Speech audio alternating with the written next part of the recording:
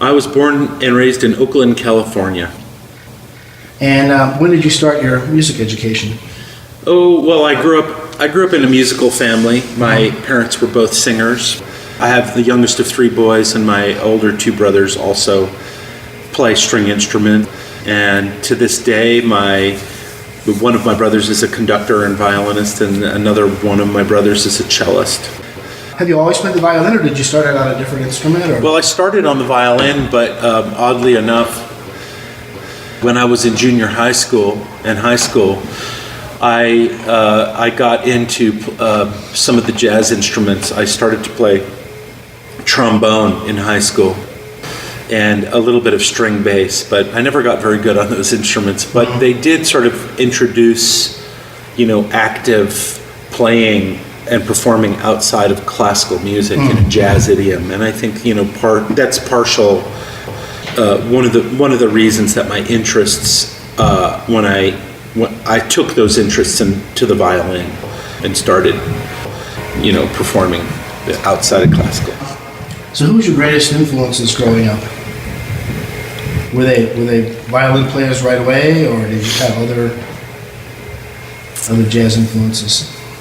I liked music that I liked. It ran the gamut of styles, and if I think about records that I had that I played along with or that I listened to a lot, I have to say one of my teenage influences really was Carlos Santana. I loved Papa John Creech, old fiddle player that played with Hot Tuna, and sort of an offshoot of the Jefferson Airplane. I come from that late 60s, early 70s was when I was in grade school and junior high school, and so Santana and the Stones and the Beatles and San Francisco Boss Skaggs, that sort of style of music was. So on the pop side, that stuff, and then on the classical side, I was playing in youth groups and chamber groups and youth orchestras, and was being trained and learning the classics at the same time. So it was all equal to me in a certain sense, even though classical music was done in a hall and rock and roll was done in clubs. I wanted to go out and see Tower of Power when I was in junior high and high school, and I did many times. I should say Tower of Power is a big influence, also a band from Oakland, and has that sort of horn band.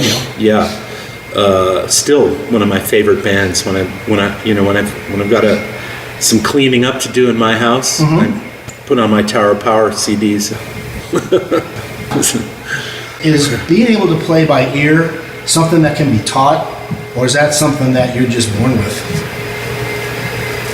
That's a really good question, and that really boils down to the individual.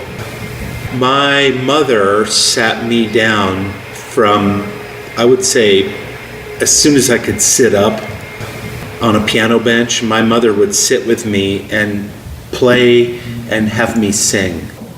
And eventually from that, she taught me to sight read music, and then she taught me to sight sing, music.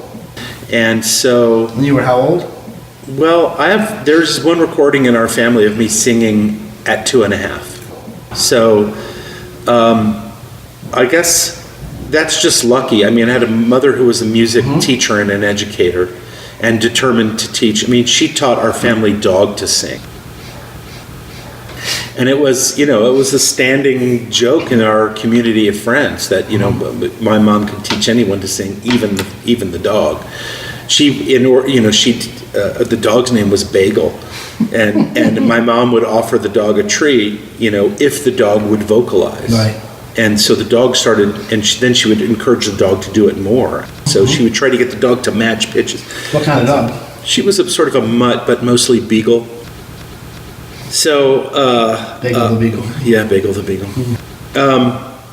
So maybe if you do it young enough, if well, but I don't want to say that, because I come across people who are. I'm a music teacher and educator also, and I think just the ability to sing or to internalize pitch or hear a note inside your head and find a way to recreate it on whatever instrument you're playing, it goes it starts one note at a time. There's no way really to become a good musician without studying some fundamentals about music.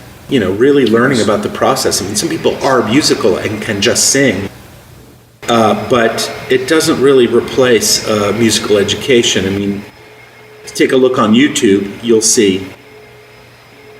I think that a good music teacher can educate students on how to create pitch inside your ear and vocalize that pitch, hear a pitch, sing a pitch, recreate a pitch on the instrument. And then really all music is after that is a series of pitches or combinations of pitches. So you have learned to increase that spectrum, put a few notes together, put a line together, figure out what chord's being played. So yeah, I mean, I think, almost everybody's trainable, and there are some people that are maybe more musical than others, but I think, music is, it involves certain kinds of, understanding certain kinds of discipline and training in order to be proficient. But everybody has sort of an innate, natural musical ability. Okay. Well, how many hours a day do you practice? That varies with the... I'm sure it does, but I mean just kind of on an average. With the amount of pressure I have on me about upcoming performances. And, I spend most of every day doing something either musical or paramusical. But in hardcore practice, it varies. Like in preparation for this concert where I'm learning the Piazzolla, I'm practicing probably at least around 2 hours a day or 1 hour a day twice. And in my normal operations, I'm generally playing anywhere from 2 to 6 hours a day. And so some days I'm not actually practicing. But the more I practice, the better my playing is. So, and of course, as a kid, when you're learning the instrument, that's where the muscle memory and the rote memory comes in. Particularly for kids, regularity is critical, like a minimum of anywhere between 20 minutes and an hour a day, just so that it becomes a normal thing to do and you're sort of warmed up as quickly as you start playing. So, yeah, I mean, depending on the age of the kid and what their concentration span is of a kid, anywhere, up to a minimum of an hour if you're in training and learning an instrument, and then if you're serious about an instrument, anywhere from an hour to a few hours. Suzuki method, I think, is a great system for teaching groups of kids to play.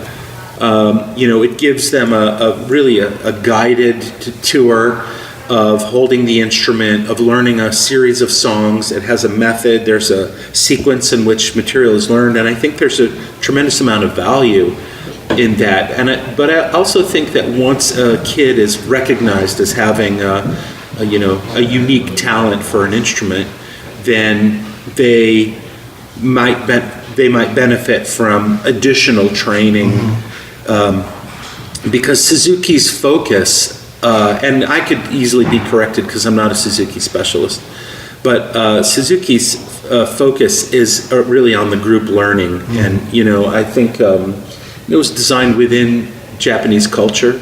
Dr. Suzuki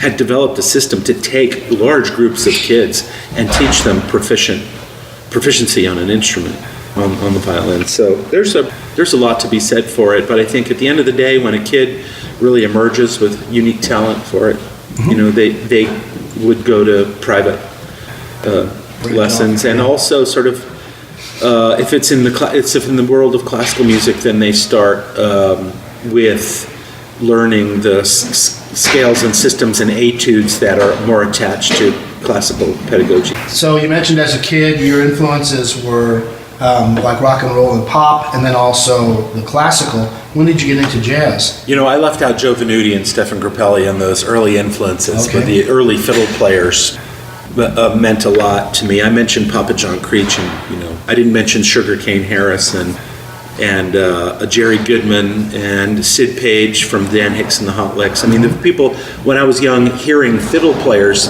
playing with bands outside of classical music, you know, Emerson, Lake and Palmer, Mahavishnu Orchestra, you know, Dixie Dregs, you know, all the bands that had really ambitious violin parts. These things were incredibly attractive to me because they were, virtuosic violin playing, but in pop idioms. Yeah, so I was really taken with them. When did you start writing? Well, early on in my 20s, I composed a couple of tunes.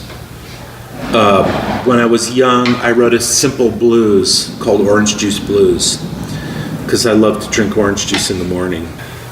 So I have a smattering of tunes through my college years, and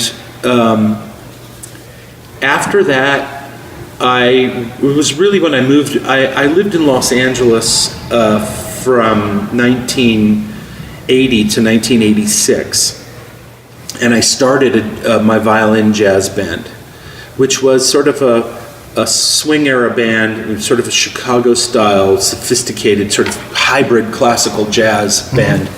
That was in Los Angeles. And then in 1986, I moved up to Northern California to pursue my own musical interests, moved back to the Bay Area. We had my first wife and I had our first son. And it was at that point, after the birth of my youngest son, who's now 31, that I started actually writing music for groups for chamber groups, for string quartet. That gave the beginning of Quartet San Francisco. When I started working for San Francisco Symphony with their education, their Adventures in Music program, and instead of picking classical standards, I would compose pieces that had elements of classical music in it. And eventually I got sort of a body of material together enough to do an album, and that was the birth of Quartet San Francisco. Now we've got 5 or 6 albums and combined 7 Grammy nominations for our albums. Awesome. Various. Yeah. So did you study arranging and scoring and all that stuff, or did you just kind of pick that up on your own? Did you attend Not any sort formally. of conservatory or anything like that? No, but I did. I was the teacher, the jazz violin teacher at something called the Henry Mancini Institute, which started at Long Beach State and moved to UCLA, and it was a summer institute. And I attended a lot of composition classes as a observer. I had a fair amount of experience writing, which actually grew out of my improvisation ability. I had played when I was in college at Sonoma State with a lot of bands, for extra money out on the Russian River in California. And at times I would create arrangements for the band. So while I was in college, I would start writing things down, so I developed a hand for it. But in the 1990s, when computers were coming on, I got myself an early version of Finale and started doing most of my writing in the computer, on the computer. And I still write on the computer, not so much by hand. But to answer your question, no, I didn't really go to school and take formal writing and arranging classes, but I had so much on-the-ground experience playing in orchestras, playing in string groups, playing in folk bands, playing in rock bands and blues bands, that if I knew what an instrument sounded like, I would know how to write for it, because I know where it sits. The things that I don't really know are the exact ranges of the instruments, so I use guidebooks that help me sometimes to know that, a French horn's going to start, getting squirrely from this pitch up, or the bottom note is this, or, I play trombone, I don't even know what the lowest note on the instrument is. So, but I know if I can hear a trombone playing that it's inside the range of the instrument. So when did you write Guamba? I wrote Guamba after a trip to Guam. I was Oddly enough. Let's see. I think I performed it with Marin Symphony in '94 2008 or 2000, first time. I had been teaching at the Mancini Institute, and I was very interested. Guamba was originally written for string quartet and symphony orchestra, and I was particularly interested in putting the string quartet central in the middle of the orchestra as the rhythm section. Because there are perceptions within the music business that strings are not, we don't look to the strings for reliable groove and rhythm factors, in music, certainly in pop music. And in classical music, violins are more generally melodic in nature, and the percussion section does the percussion. But I have, developed a strong sense of strings need to be expressing time and expressing, good solid metronomic percussion. And so I used the string quartet as the rhythm section. And then it sounded like some of the directives you were giving the orchestra during the open rehearsal were, don't be afraid to bang on your instrument a little bit and think of yourself. Think of yourself as the rhythm section here, because we're not trained with that as our reality, really. And it's unfortunate because strings in other cultures, are dance instruments, and they're much more rhythmic in nature. I mean, you don't have to go very far to hear this. So I like that element I like that use of string playing, and I don't want, in a jazz band, it's almost a joke if I turn to the guitar player or the bass player and say, listen to me for the time. They look at me and they think I'm crazy. But then I'll play a little percussive rhythm, or I'll actually play a melody that's got a lot of percussion or rhythmic value in it, and they listen and they go, okay, that's swinging. Because I think in jazz in particular, and in tango, the rhythm of the melody is equally as important as the actual melody itself. The way the rhythm is expressed in playing of the melody.